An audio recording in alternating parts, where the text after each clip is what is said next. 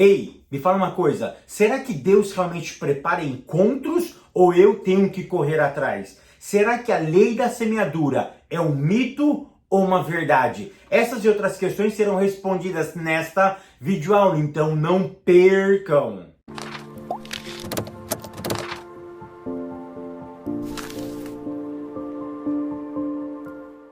A paz, queridos, que bom estarmos aqui novamente no nosso programa semanal da Escola Bíblica Dominical para darmos sequência à nossa série de estudos bíblicos baseado no livro de Ruth e de Esther. Para quem não me conhece, eu sou o pastor Fábio Segantin. Se você é novo aqui no nosso canal, não perca essa oportunidade. Por quê? Porque aqui do lado tem um botãozinho vermelho, clica nele e se inscreva, porque toda semana temos vídeo novo no nosso canal. E se você for um inscrito, o YouTube vai lhe avisar quando eu postar algo novo no nosso canal. E não esqueça também de curtir esse vídeo, de deixar o seu comentário e de compartilhar, porque isso é muito importante para nós. Afinal de contas, eu preciso preparar-me para ter encontros na vida ou Deus realmente prepara encontros para a minha existência? Será que Deus prepara meios, Deus prepara circunstâncias para Ele me colocar em outros níveis, para eu sair dessa situação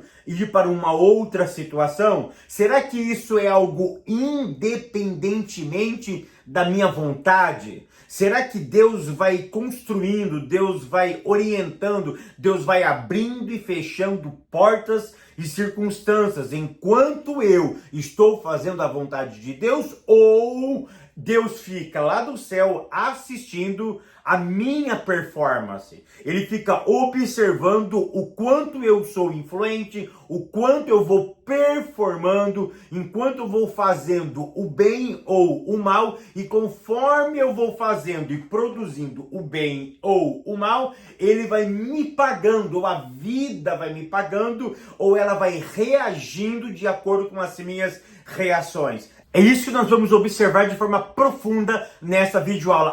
Não esquecem de ir lá na aba comunidade do YouTube. Por quê? Porque todos os dias tem perguntas bíblicas. Quantas você já acertou essa semana? Você já acertou todas do começo ao fim? Se você não fez, para o vídeo, vai lá na aba comunidade e responda todas as questões bíblicas que eu já postei. E lembre, todo dia tem pergunta nova.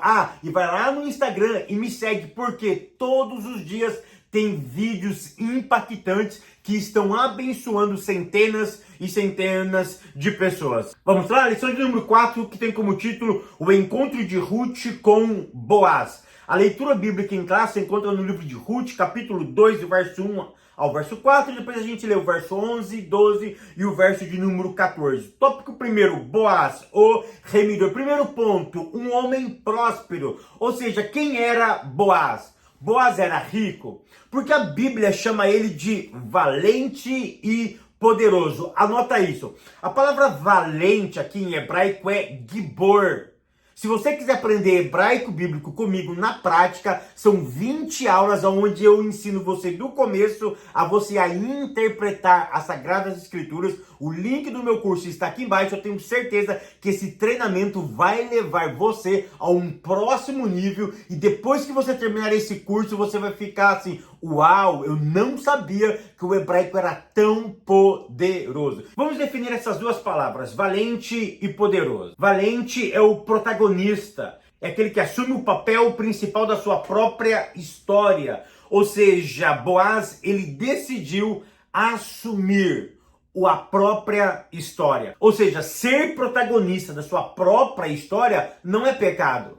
A Bíblia diz que ele era um gibor, ele era um protagonista, ele decidiu construir a sua própria história. E construir a sua própria história não é negar Deus, não é colocar Deus de fora, não é colocar Deus a par, mas é você decidir que enquanto você estiver aqui, você vai construir a sua história com Deus e a partir de Deus. Ou seja, é uma questão de mentalidade. Se você não tiver a sua mentalidade voltada para as Sagradas Escrituras e para os princípios da palavra de Deus, você vai construir a sua própria história baseada naquilo que você acredita em si mesmo. Mas se você decidir construir a sua própria história a partir dos princípios bíblicos, é claro e óbvio que o teu sucesso não é meramente algo nascido da sua mentalidade, nascido dos seus pensamentos, nascido de si mesmo. Ou seja, você vai construindo a sua história baseado em princípios que alguém construiu. E quem que construiu esses princípios? Foi o próprio Deus. Por isso que a Bíblia chama ele de valente. O que é valente? É o protagonista. A segunda palavra que a Bíblia diz para Boaz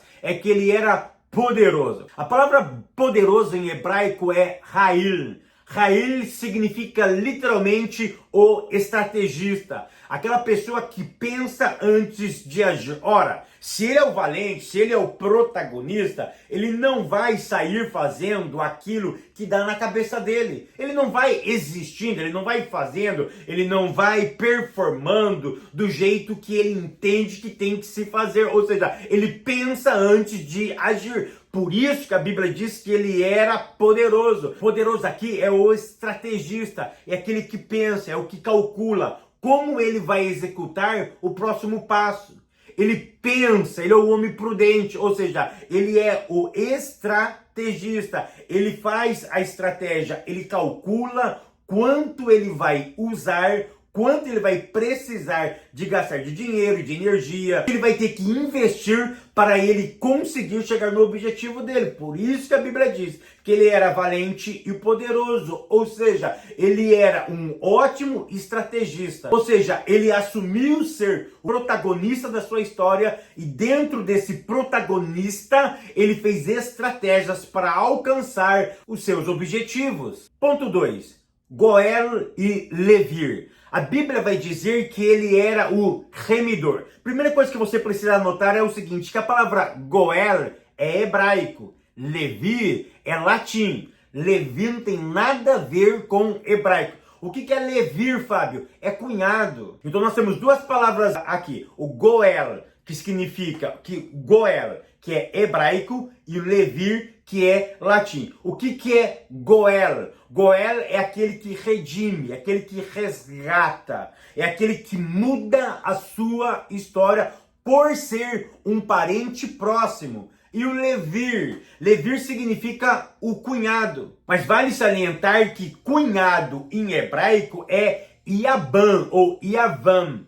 Iavam ou Iabam em hebraico é cunhado. Mas a Bíblia diz que ele era o Goel. O que importa para nós aqui é o Goel. O Goel vem de uma raiz hebraica de Gaal. Gaal significa aquele que resgata, aquele que tem a capacidade de mudar a sua própria história. O Gaal tinha a capacidade de mudar a história do outro.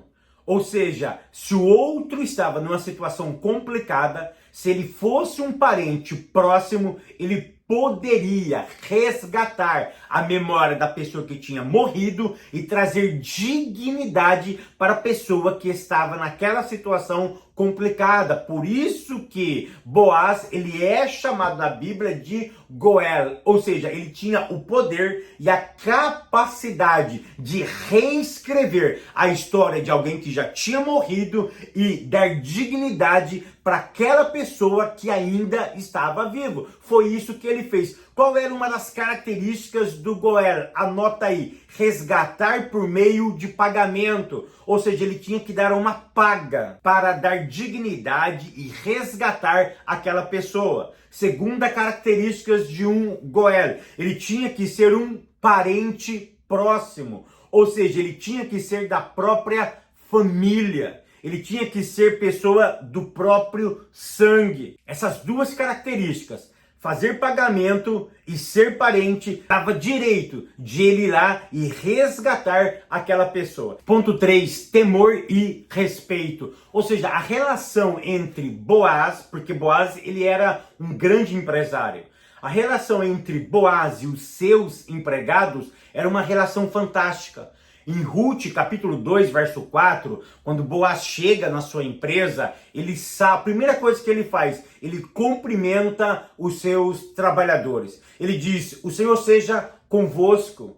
E o pessoal responde para ele: que o Senhor te abençoe. O texto vai me informar, o texto deixa implícito que Boaz, ele era um homem de respeito. Ele era um homem que sabia tratar os seus empregados. Ele sabia tratar as pessoas que trabalhavam com ele. E é tão interessante que quando eles falam do Senhor seja convosco, no hebraico é mais profundo ainda. Ele diz o seguinte: o Senhor, que é Deus desse povo, continue com vocês. Porque a palavra ali é Am. E Am significa povo de Deus. Boaz estava dizendo o seguinte: olha, que o Deus que escolheu vocês continue lhe abençoando, continue trabalhando no meio de vocês. E as pessoas e os seus trabalhadores tinham a consciência de que Deus era o Deus da vida deles. Por isso que eles responderam: que o Senhor te abençoe. Ou seja, que a mesma coisa que vai acontecer conosco, que aconteça com vocês. Por quê? Porque você, Boaz, também faz parte desse povo. E se você faz parte desse povo, a bênção desse Deus vai pegar toda a nossa geração. Então essa relação entre patrão e empregado era uma relação profunda. Então algumas verdades eu preciso aprender aqui. Trata os outros do mesmo jeito que você deseja ser tratado. Porque tem pessoas que têm um funcionário, 2, 3, 10, 15, 20, não importa quantas pessoas você tem ao seu cuidado, trate bem as pessoas. Fábio, não tenho, nunca vou ter. Trate as pessoas da melhor maneira possível. Nunca olhe para elas com um olhar de superioridade. Nunca olha com um olhar de cima para baixo. O nosso olhar sempre tem que ser olho no olho, na mesma altura, dignidade. A história de Boaz com seus empregados nos ensina justamente isso, que precisamos ter uma relação de respeito e que entender que o outro não é superior a mim e nem eu superior ao outro. Somos todos iguais. Tópico segundo: o carinho de Boaz para com Ruth. Ponto 1. A pureza não exclui a ternura. Anota essa. Santidade não é sinônimo de brutalidade. Por quê? Porque Ruth era uma imigrante. E você só entende o que é imigrante quando você vive como um imigrante. Hoje eu sou um imigrante aqui nos Estados Unidos. Então quando você é um imigrante em Portugal, na China, no Japão, não importa o país que você esteja, somente o imigrante entende. Então hoje eu lendo a história de Ruth, eu entendo o que é ser uma imigrante. Eu entendo o que é chegar em um lugar e ter que experimentar uma cultura que não é tua, uma cultura que você não está acostumado, uma cultura diferenciada, viver em outro clima, viver com outras pessoas, com outro tipo de mentalidade. Ele soube olhar para a fragilidade daquela mulher e respeitar ela. Então a pureza não exclui a ternura. A santidade não é sinônimo de brutalidade, de tratar o outro com desrespeito. Pelo contrário, o santo trata o outro com respeito. O santo trata o outro como ele gostaria realmente de ser tratado. Então o que Boaz faz? Boaz faz um pedido: assediar essa imigrante. Eu estou proibindo de qualquer um dos meus funcionários fazer qualquer coisa ruim contra ela. Ou seja, não importa o tipo de assédio, está proibido dentro da minha empresa. Ela precisa ser respeitada. A questão aqui não é se ela é ou não é do nosso povo. A questão aqui não é se ela nasceu judia ou não nasceu judia. Não importa de onde que ela veio. Nós vamos respeitar porque ela é ser humano. É a dignidade da pessoa humana. A questão aqui não é etnia, não é idioma, não é onde ela nasceu, não é a cor da sua pele, a sua razão social. Ele protegeu a dignidade daquela mulher. Ponto 2. Deus estava agindo. Olha em Ruth capítulo 2, verso 11, que a Bíblia diz que Boaz já sabia da história de Ruth. Isso é fenomenal. Por quê? Porque isso me ensina algumas coisas. Quais? Primeira, eu sempre preciso fazer o bem. Por quê? Porque um dia alguém vai saber da história que eu estou construindo. Fábio, a lei da semeadura, ela é um mito ou ela é um fato? Ela é um fato. Primeiro, está escrito nas Sagradas Escrituras. Se está escrito, a palavra de Deus é fiel. E aqui é uma prova de que aquilo que você faz de bem ou de mal vai chegar no ouvido de alguma pessoa. É claro que o mal chega primeiro, é claro que a notícia ruim ela espalha com mais facilidade, mas não é por causa da notícia ruim que espalha mais rápido e que o bem ele vai mais devagar ou ele aparenta ser mais devagar que eu vou priorizar o errado e não vou fazer o certo. Espera, Boaz soube da história de Ruth. Eu não posso parar de fazer o bem. Mas por que eu vou fazer o bem? Porque eu espero que alguém conte ou saiba da minha história? Não, porque eu sou um ser humano. E como ser humano, eu preciso fazer o bem independentemente da troca. O problema dessa lei da semeadura que os coaches estão permeando as nossas cabeças na internet, dentro da igreja, é o seguinte, que o bem é uma moeda de troca. Para eu ter, eu preciso fazer. Ou seja, o problema aqui é a barganha. Ou seja, eu não vou ficar fazendo para ter. Eu preciso fazer porque eu sou. Eu sou o quê? Humano. E essa humanidade é que me dignifica. Essa humanidade que mostra para mim mesmo que eu nasci com um propósito. Propósito do quê? De ajudar o meu semelhante. Então a ideia da lei da semeadura não é que eu estou plantando meramente para colher. Eu estou plantando porque isso faz parte da minha estrutura. É ontológico, faz parte do meu ser. E se faz parte do meu ser, eu ajudo não para receber algo em troca. Eu ajudo porque eu preciso ajudar. Eu preciso ajudar os meus pares. E se os meus pares é o outro ser humano, eu preciso ajudar. O problema não é eu ajudo para ter. Eu ajudo porque eu sou o quê? Humano. E ter essa sensibilidade de humanidade, ela quebra vários e vários preconceitos. Olha outra qualidade de Boaz, sensível e espiritual. Olha o que diz Ruth, capítulo 2, verso 12, quando Boaz olha para Ruth e diz, Ruth, fica tranquila, você veio guiada ou você veio buscar abrigo debaixo das asas do nosso Deus. Ou seja, ele era um judeu e ele entendeu o propósito de um judeu. Ele entendeu o propósito do seu chamado. Muitos tinham a ideia de que Deus era um Deus exclusivista para os judeus. Boaz entendia diferente. Boaz não segregou ela por ela ser moabita. Ele não disse para ela, fique tranquilo, você não é do nosso povo, mas Deus vai quebrar o seu galho e vamos ver se tem uma vaguinha para você. Não. Olha o que ele disse para ela, você veio buscar ajuda, abrigo nas asas do nosso Deus. Pode ficar tranquila que nessas asas tem lugar para todos. Então o que esse homem está me ensinando? Que ele não estava pregando religião. O que mais estraga hoje a nossa sociedade é a religião. É engessar o meu relacionamento com Deus com religião. Fábio, o que é religião? É qualquer atividade humana para atrair o divino. Ou seja, qualquer atividade humana que tenta atrair o divino, me relacionar com o divino, é religião. Então, religião é uma tentativa humana para eu me conectar com Deus. São fórmulas humanas. E dê um exemplo claro e simples. Fique de joelhos 1 hora por dia durante 7 dias, que no final dessas 7 dias, com 7 horas de oração, Deus vai ouvir a tua oração. Negativo. Não existe um preceito, não existe um mandamento que pede para você orar de joelho. E não existe um mandamento que pede para você ficar 1 hora. E não existe um mandamento para você ficar orando 7 dias consecutivos. Ou seja, isso são tentativas humanas para tentar atrair o divino para a tua existência. Esse homem entendeu que Deus está acima da religião. E deixa eu dizer uma coisa aqui para vocês. Deus não está nem aí para a tua religião. Ele não está nem aí para esse sistema que os homens colocou para a nossa vida para tentar chegar perto de Deus, sabe? Então, na minha religião, eu não posso ter uma liturgia? Espera, eu não estou dizendo isso.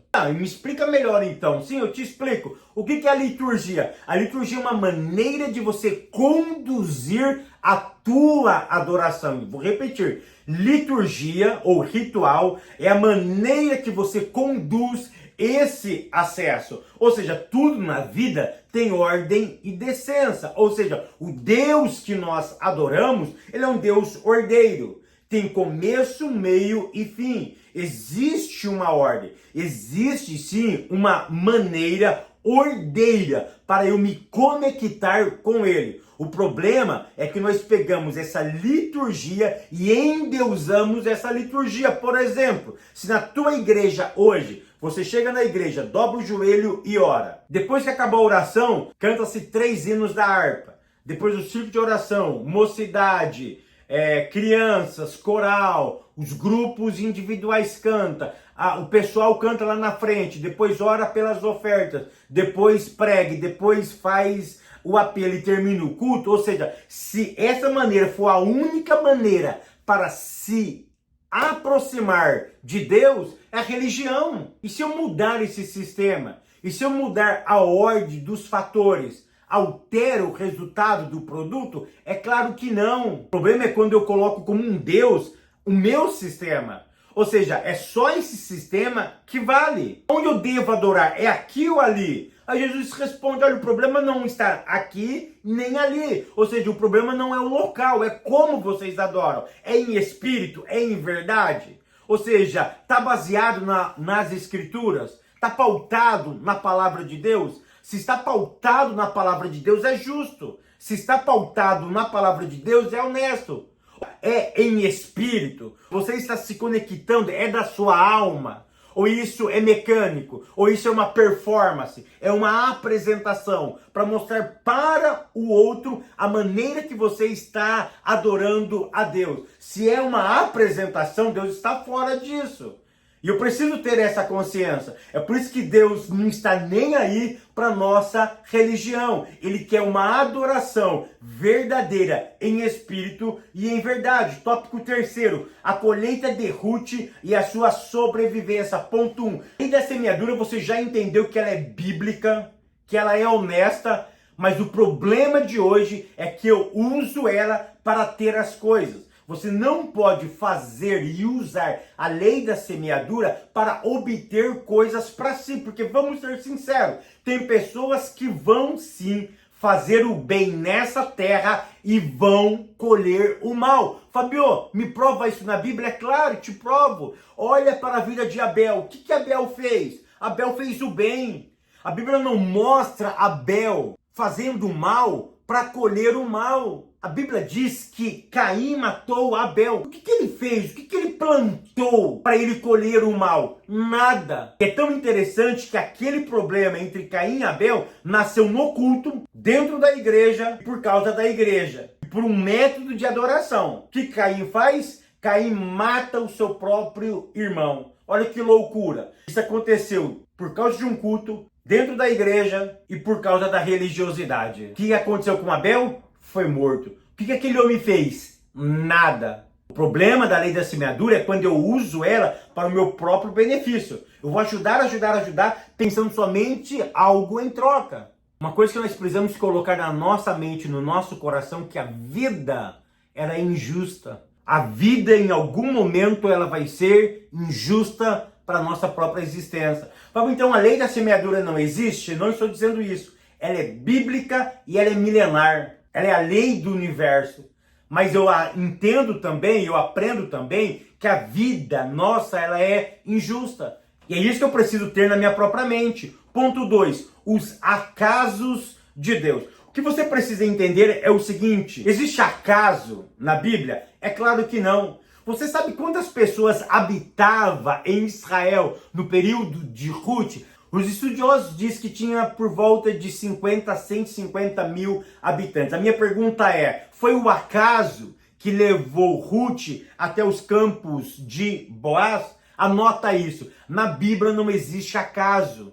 Acaso é um deus da mitologia grega. O que nós acreditamos não é em acaso, é em providência de Deus. Você sabia que lá em Israel, nesses 50 mil habitantes, existia vários e vários campos e vários empresários? Olha que interessante, por quê? Ruth, ela sai de casa e ela vai parar no campo de Boaz. A única resposta que eu tenho é a resposta de Ruth, capítulo 2, verso 4, que ela foi buscar amparo nas asas do Todo-Poderoso. E toda vez que eu busco amparo em Deus, Ele me guia. Foi Deus que estava conduzindo Ruth no campo de Boaz. Porque o próprio capítulo 2, a própria Noemi vai dizer para ela que existia vários e vários outros campos. Ela dá até uma ordem para a menina dizendo, olha, pega as moças, vão para outros campos,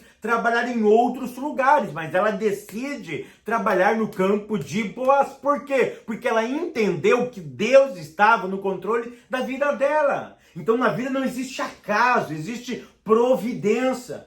Quem levou ela para o campo de Boaz foi o próprio Deus. Então, de certa forma, eu preciso entender que Deus gere a nossa existência. Eu vou existindo, eu vou caminhando, eu vou batalhando. Enquanto eu vou existindo, Deus vai trabalhando, Deus vai guiando, Deus vai me orientando. Ou seja, baseado em uma decisão. Qual foi a decisão de Ruth? Vou abraçar o teu Deus, Noemi, e vou abraçar o teu povo. Não moro mais em Moabe, vou morar agora em Belém. Ou seja, a decisão dela. Ele não tem nada a ver com isso. Foi ela que decidiu. Após essa decisão, Deus começa a intervir. Ora, já que ela fez isso, já que ela tomou dessa decisão, já que ela está aqui e ela precisa reescrever a sua própria história, eu preciso fazer alguma coisa por ela. O que eu vou fazer por ela? Baseado em leis, em princípio, eu vou resgatar a história dessa família e eu vou conduzir ela até um remedor. É por isso que quem leva ela nos campos de Boaz foi o próprio Deus. E é tão interessante que quando ela volta, quando Ruth volta, e ela diz para Noemi, olha, eu encontrei o nosso remidor. Quem que é Boaz? E ela conta toda a história para Ruth, para Noemi. Noemi, a sua nora, a sua sogra, fica muito feliz. E ela diz o seguinte, que Deus é o Deus que traz benevolência, ou tem misericórdia dos vivos e dos mortos. Ora, Deus tem misericórdia dos mortos? O que ela quis dizer com isso?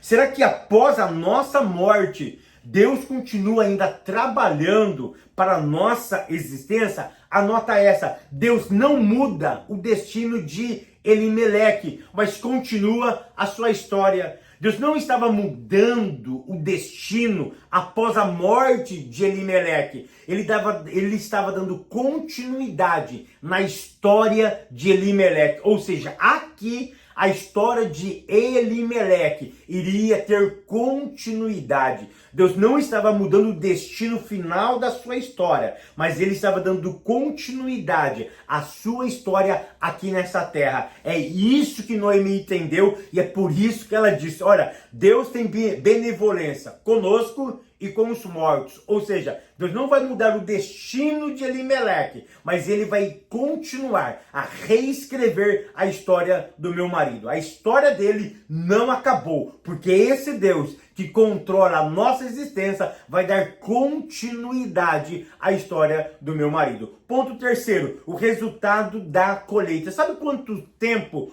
Ruth trabalha nos campos de Boaz? De 6 a 9 semanas. Aproximadamente, ela trabalha quase 3 meses no campo de Boaz. No final desse trabalho, ela vai ter uma colheita fantástica que nós vamos ver na próxima aula. Mas o que você precisa entender aqui? Faça a tua parte. Você precisa trabalhar. Você precisa colher. Você não pode ficar parado, não importa a circunstância, não importa a dificuldade, trabalho. Eu sempre costumo dizer para o meu filho o seguinte, que quando ele começa a amaldiçoar o trabalho dele, eu digo para ele, Você nunca pode amaldiçoar esse trabalho. Ah, mas é muito difícil. Nunca amaldiçoe seu trabalho. Por quê? Porque é através desse trabalho que você poderá ir para o próximo nível. Ou seja, sem ele, você não poderia ir para o próximo nível. Ou seja, abençoa aonde você está, para continuar abençoando aonde você vai. Porque se eu tiver a capacidade de amaldiçoar hoje, eu vou continuar amaldiçoando amanhã. Então eu nunca posso amaldiçoar aonde eu estou, porque aonde eu estou é o potencial para me levar para o próximo nível. Enquanto eu continuo te abençoando, te prosperando, eu te espero no próximo vídeo, querendo Deus.